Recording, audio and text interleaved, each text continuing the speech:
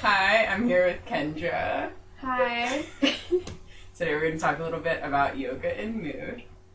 So Kendra, you want to tell us a little bit about yourself and how you got into yoga, and what yoga means to you? Yeah. I first got started in yoga several years ago. I was in and out of depressive episodes, had a lot of anxiety, and was searching for something alternative.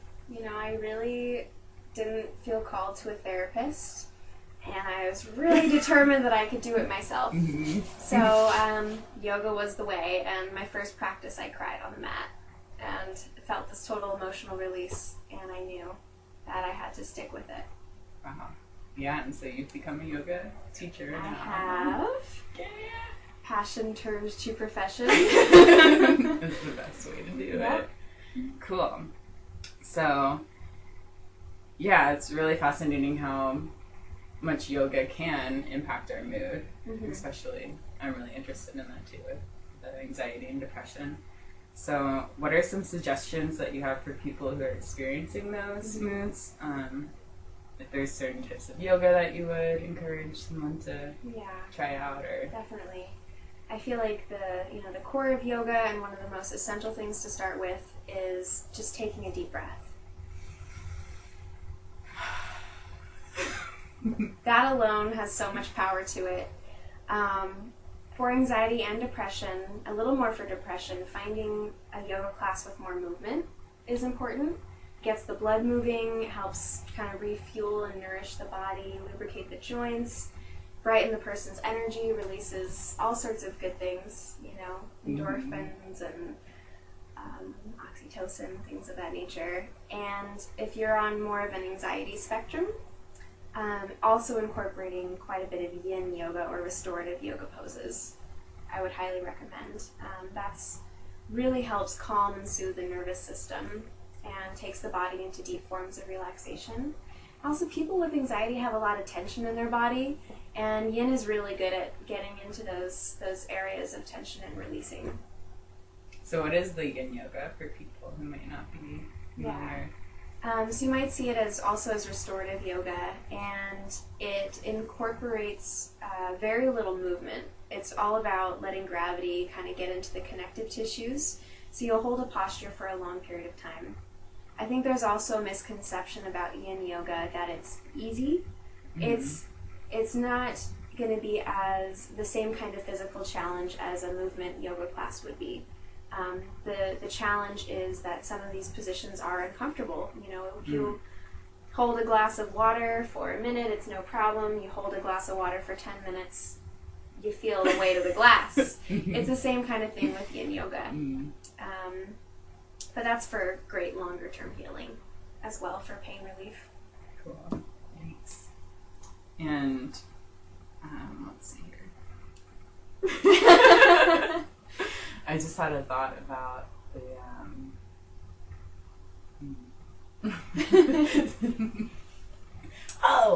breaths. I was going to ask if there are certain breaths that you would suggest for someone who's going through depression or anxiety. Right. Well, I really recommend that someone search for a teacher to first practice pranayama with, just because you can easily kind of mislearn the type of breath movement.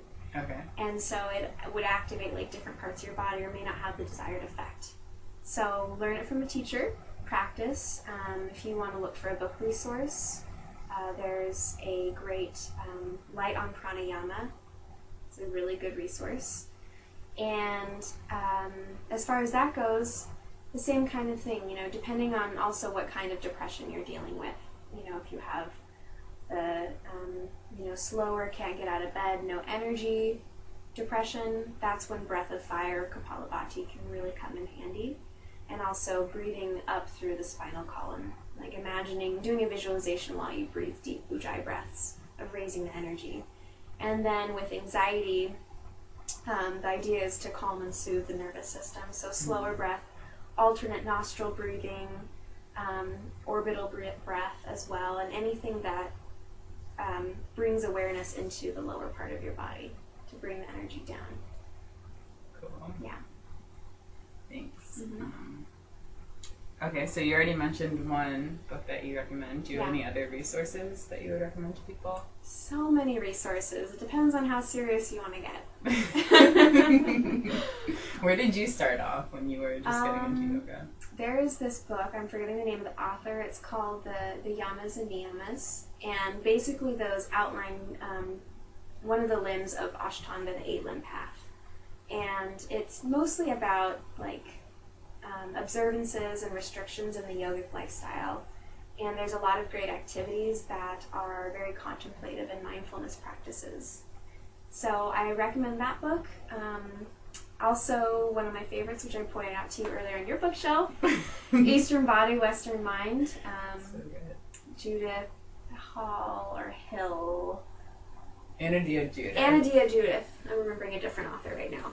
Anyway. So many good books So out many there. good books. It's hard to keep them straight. This is a great resource for people wanting to know about the internal system of yoga and other methods to access that kind of energy movement. I think it's really important to acknowledge that not all yoga is a physical practice. You know, a lot of yoga is primarily breath, body awareness, anything that you can do to observe the mind and kind of step into that observer perspective. So something like this can be really useful for people who maybe are not physically able to go into a yoga class, roll out their mat, and get into down dog. Yeah, it can be used anytime in life. Yeah. Anytime during the day. Cool. Is there anything else that you would like to share about your journey with yoga? Or Yeah. It's not about the Instagram picture. It's not about the Instagram picture. You know, I think it gets really fun at a certain point in your practice when it starts to open up and you're like, yeah, I'm feeling good, I'm feeling energized, I got this, I just, nailed this arm balance, I feel so powerful, and you want to share it, and it's great. I just think it's important to think about the intention behind it, whether it's an ego intention or just really wanting to share your excitement. I think there's a difference, so. Totally. Yeah. Cool. I think now we're gonna have Kendra show us a few yoga poses. And I try my best to embrace the darkness in which I swim. Hi! So I'm here gonna show you just a couple of yoga poses that I really enjoy. The first one is a back bend. You may know it as bridge pose, and this is really useful for people with depression. Gets the energy moving, opens the heart, invigorates the blood, and it's something that you can do in the morning as you start your day. So you're going to start by lying on your back, and then you're going to bring your heels in towards your body, about hip distance apart. See if you can reach down and just graze the back of your heels with your fingertips, and then place your hands alongside your body, palms facing down. Before you start, really start to feel the length of your lower back, your sacrum, stacking on the ground. So this helps to tilt the pelvis, the pelvic bowl towards you. And then from there, back bends come from leg strength. So really press into your feet and to lift your hips up. And then from there, you can start to walk onto your shoulders slightly. Now it's really important, the knees want to splay out to the side, so really use your thigh muscles to pull the energy forward, so the energy is moving forward and up. And it's also important not to turn your head in a back bend. Take 7 breaths here, watch your belly rise. And then when you lower, slowly lower 1 vertebra at a time, starting from the top.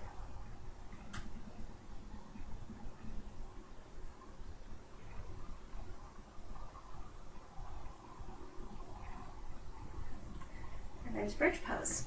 And next from here, it's easy to transition into another favorite of mine, Supta Baddha Konasana, reclined So you can bring the soles of your feet together. The knees are going to fall out wide. Really useful to have 2 pillows on hand. Tuck them underneath the sides of your legs to support the hips, and then lie back. You can take your arms out really wide, hands to your belly. My favorite, arms overhead, and then just relax for about 5 to 7 minutes here. That's it. Put some music on and melt. When you're done with this one, the next posture is extremely useful for rejuvenating your energy. It's called an inversion, and it's not headstand. So you're going to take yourself right over to the wall, hips as close as you can, and then you're going to swing your legs up the wall. You can put a pillow behind your head or your back if you're really sensitive there. And if you're really tight in your hips, then scooch away from the wall just a little bit. But if you're a little bit more flexible there, try and get in nice and close. And that's it. Lay with the legs up the wall. You can take your legs out wide if you want, or even take your feet for a hip opener. And relax here for about 5 to 20 minutes if you like. To remove, swing your legs over to the side and come up like that. Thank you. Namaste.